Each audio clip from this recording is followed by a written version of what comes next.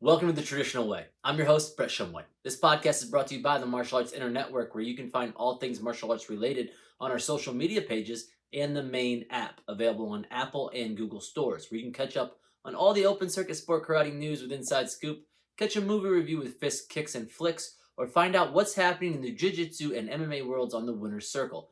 Plus, now we have exclusive content that is only available on the app. On today's episode, we are going to take a look at the European Championships. Now, before we start, I do know what I said at the end of the last show, that we'd be covering both the EKF and PKF championships on this episode, but there was just too much to unpack at the European Championships to add the PKFs in as well. Plus, the PKFs are U21 categories with the seniors, so there's going to be a ton to talk about next episode where I'll dive into those results. But the European Championships really can be said that it's one of the top tier continental championships to be in. Obviously, with the Asian Championships being the toughest for kata and the African Championships being super tough for fighting, the EKFs is one that's kind of the best of both worlds, because there was top 5 athletes in almost every single category there was. I mean, at the end of the day, they still had over 50 nations present with over 500 athletes, so at the very least, it's one of the largest continental championships within the WKF. Let's take a look at the results. The final four of the minus 50 kilogram division started off with Elizaveta Gregorieva facing off against Teodora Sanivia, where Sanivia would win that match by a score of 7-4. Next match saw Emma Scardelli beat Tifan Bonardi 3-0, setting up the bronze medal matches where Gregorieva would face off against top 10 ranked Armida Perfetto, who made her way through the repechage to win that bronze medal match 15-7 in an amazing match that's definitely worth going back and taking a look at. The next bronze medal match pitted Bonardi against the young Patricia Nastas, who would take this match by Senshu in a tough-fought 6-6 tie. With the bronze medals won, the final came down to Saniva and Scardelli, and it would be Scardelli that would show that her 104-41 record is no fluke, as she three-peats as the European champion. An all top 10 ranked final four in the minus 55 kilogram division, and they were all tough fights in this round, as the first match saw Medina Sadegova beat out Nadia Sipovic 5-4, and Zumra Im defeats Anzelika Terluga 4-3. In the bronze medal matches, Sipovic finds her form as she defeats Viola Lalo by the 8-point spread, and Mia Beich attempts to get back into the top 10 as the former world number 2 defeats Terluga 7-3. This was both their first bronze medals at this level, which is bittersweet for Beich as she's already won 2 golds from prior years. The final came down to Im versus Sadegova, and it would not disappoint as they fought a back-and-forth match that saw Sadegova pull out the win by a 9-6 margin, securing her first European title. The minus 61 kilogram division was wild and full of upsets. There was not a single top 10 ranked athlete that made it out of their elimination pool, and all 4 pools had one in them, making a Final Four that feels more like an introduction than a report. First fight saw Mia Zorko defeat Ingrida Suchenkova 5-3. Next, Altania Basangova takes out Gule Orajova 4-1. In the bronze medal matches, 2 of the top 10 athletes fought their way back in the repechage to get a shot at a medal. First up, Emina Sipovic puts an end to Orajova's run as she wins 4-0, and Fatma Nazienin waltzes through the repechage only to lose to Suchenkova 7-3. This was Suchenkova's 6th European medal and Sipovic's first. The final between Basangova and Zorka was a tightly contested affair, as both ladies were looking to win their first European title in the veterans age groups. But it would be Basangova that would pull out the 6-4 victory and claim her spot atop the podium. Moving into one of the most stacked female divisions at this event, the minus 68 kilogram division had 6 top 10 athletes present. They started out with 3-time European champion Elena Corsi not being able to perform due to illness. This was unfortunate due to her standing within the top 3 of the division. The Final Four kicked off with Maria Mejas, who was up at the time, losing by disqualification to Sadia Bersarovic, and the world number 1 Talia Sombre defeating the up-and-coming Elena Selemanivia 4-0. Selemanivia, would not be deterred as she faced off against Hannah Rydell in the bronze medal match and takes that match 4-3. And three-time world champion Arana Zaretska fights her way through the repechage and defeats Mejas 6-1, adding to her medal total at the European Championships and giving Silimanivia her third bronze medal at this event. The final saw world number 1 and world number 13 meet up in what looked like on paper would be Sombre finally getting a European title to go along with her 3 world titles over her career. But Besirovic had other plans and took it to Sombre, upsetting her by a score of 4-1, taking home her first European title. And in the over 68 kilogram division, another super stacked division that the final 4 kicked off with Clements P narrowly defeating Zala Zibre 1-0 and Cleo Ferracuti defeating Karaki Kitanaki 5-3.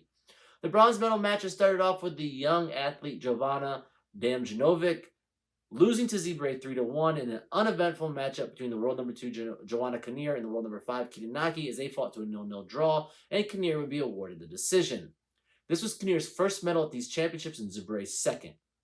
The final match came down to P versus Ferracuti, and it was all Ferracuti who won this match by the 8-point spread to secure her first European title as a veteran. The female kata division was exciting with a ton of talent present. We start off in the semifinals with Paola Lozano's Shibano no Kusanku beating out Chiara Manca's Chatanara Kusanku 6-1 as these two young rising superstars will be the ones to watch in the future. And in the next match, Ana Cruz's Chatanara Kusanku wouldn't come close to Tariana D'Onofrio's Super Empe as D'Onofrio took that match 7-0. In the bronze medal matches, Helvita Talley would challenge Manca with her Godoshiho Dai, but Manca would edge out the 4-3 win with her Super Empe, and it was the young star versus a veteran as Tamara Lerner's Chatanara Kusanku would fall to Cruz's Paparin 6-1. This would be both ladies' first medal at this championships. In the final, the world number 3 and number 4 face off as Lozano's Chatanara Kusanku would try to unseat the defending champion Super Empe, and she would not come close enough as D'Onofrio would repeat as champion by a 4-3 margin. This was also, I just want to note real quick that this was the only match D'Onofrio wouldn't win by a 7-0 score. The final of the female team kata came down between Italy and Portugal, with Portugal opting to run Nipai Po, which is a breath of fresh air as this kata is not generally seen in teams at this level, and the gamble would not pay off as the Ohan of Italy overmatched them and took the title 7-0. And in a repeat from last year, France and Germany face off in the female team Kumite division, and it would be close coming down to points as they each took one match apiece, but in the end, Germany would repeat as the European Championships, this time in front of their home crowd that rallied behind their women to push them to the top of the podium. Absolute chaos breaks out in the first match of the semifinals in the minus 60 kilogram division as Akhmed Akhmedov, who was winning 2-1 over Alexander Vukovic, had an outburst over a call that didn't go his way, causing him to receive a rare shikaku or disqualification from the entire event. The next match of the round went a little more conventionally as Christos Zinos beat Sotne Sordia in a close 2-1 match. With the disqualification from earlier, it gave Aslan Dostoyev a shot at the bronze against Balsa Vocinovic, where he would fall to Vocinovic 7-2. The next bronze medal match pitted Sotne Sordia and Nadim Shakiri, where it would be all Sordia who won by the 8-point spread. This was Sordia's first EKF medal and Vocinovic's second. In the final, the young Vukovic would see his first final and his first event as a veteran, as he would face off against former world champion Zinos. And it would be the veteran over the youngster as Zinos won 7-0 for his second European title. The veteran Luka Maresca and the youngster Georgios Baliotis kicked off the semifinals of the minus 67 kilogram division with an exciting match that would see Maresca advance after a 7-5 victory. Then Ioannessi Salmi challenges the world number 2 Jurek Organisian that would see Salmi win by a 6-3 margin. Into the bronze medal matches where first up Baliotis would defeat Alexander Katmoali. Next match saw Omer Ozer take on Organisian after a close match that ended 4-3 in Onisian's favor. This was the first EKF medal as a veteran and Baliotis' first as well. In the final match of the veteran Maresca faced off against Salmi, who is slowly starting to make his name for himself within this division. but it would come out in Maresca's favor after a 6-4 match, securing Maresca's second EKF title, but the first in this weight class. The minus 75 kilogram division semifinals was stacked with 2 former European champions in the mix and 4 top 15 ranked athletes in the round as well. The round started off with Killian Cizo defeating Quinton Mulhausen 3-0 and Omer Ur defeating Andriy Zaplitny 4-0. The 2 former champions dropped down into the bronze medal matches where Zaplitny would face off against Ivan Teriaj and win that match by the 8-point spread, and Mulhausen faced off against Ernest Sherfutinov, and they would have an absolute battle, an amazing match that ended with Sherfutinov securing his first EKF medal after a 14-10 victory. These 2 top 10 ranked athletes both secured their spot on the podium alongside Cizo and Ur, who met up in the final, both looking for their first EKF medals. However, it'd be Ur who won the final 6-0. The minus 84 kilogram division had even more top 10 ranked athletes than the previous divisions, as all the contestants in the final 4 except for one have won EKF medals previously to this year. The first fight was Konstantinos Massagionis over Ivan Kavesic by a score of 5-0, and then Edard Gasparian defeated Valery Chopitar in a close match 2-1. And the bronze medal matches Chopitar and Nemanja Mikulik fight to a 0-0 draw where Mikulik would receive the decision, and Kavesic takes out Jane Harbal 8-3, securing his 5th EKF medal and Mikulik's 2nd.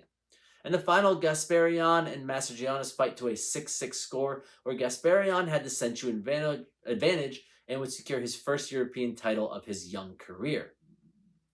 And in the over 84 kilogram division, started off with 2 veterans going at it as Ugar Aktas takes out Angelo Krevesic 2-0 to start off the final 4. Next, Matteo Avanzino wins a close fight over Marabu Galashvili 4-3, sending Galashvili to the bronze medal match where he pairs off against Hendrix Konofak, who ends the day taking the win by the 8-point spread.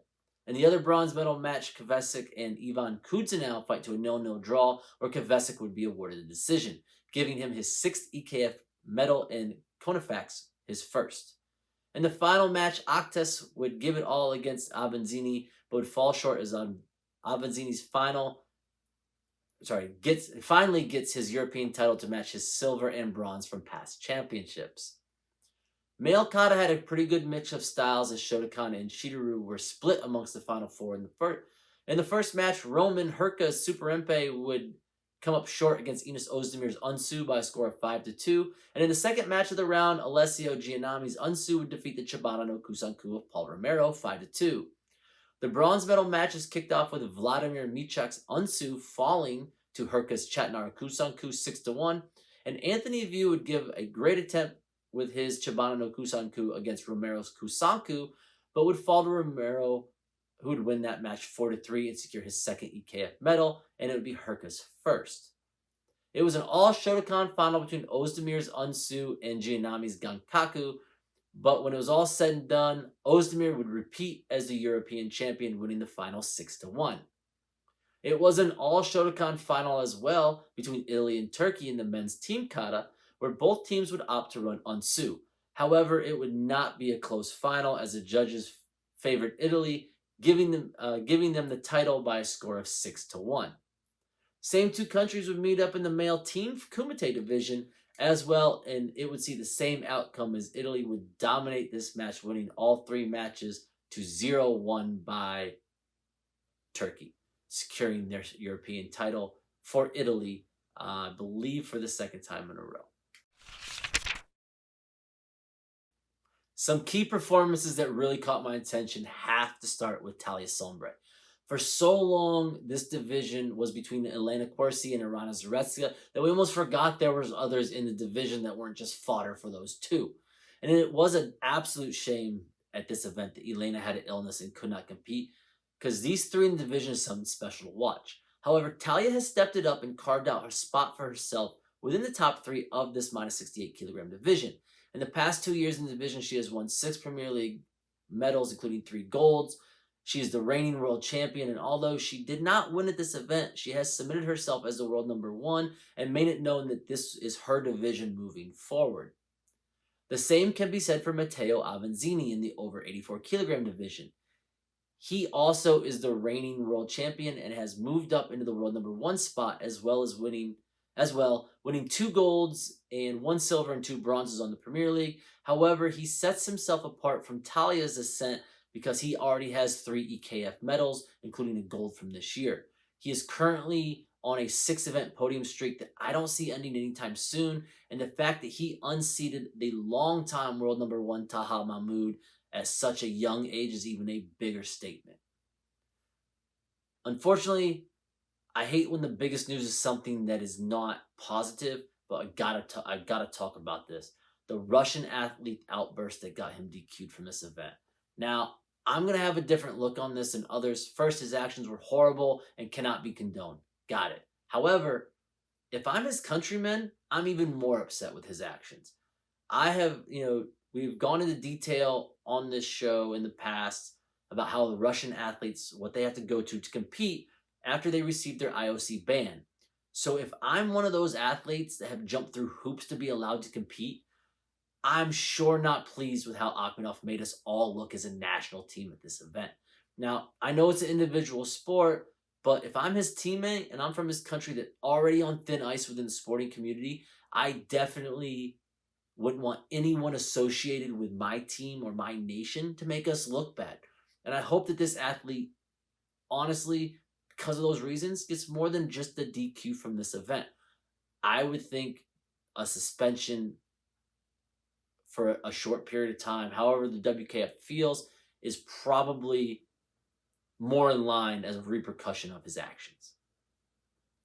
And with that, I want to thank you guys for tuning in to another episode of The Traditional Way. Join me on the next episode where I'll bring you the results from the PKF Championships that just finished up. Until then, continue to support the Martial Arts Internet Network and download the main app and watch all of our exclusive content. Until next time, guys.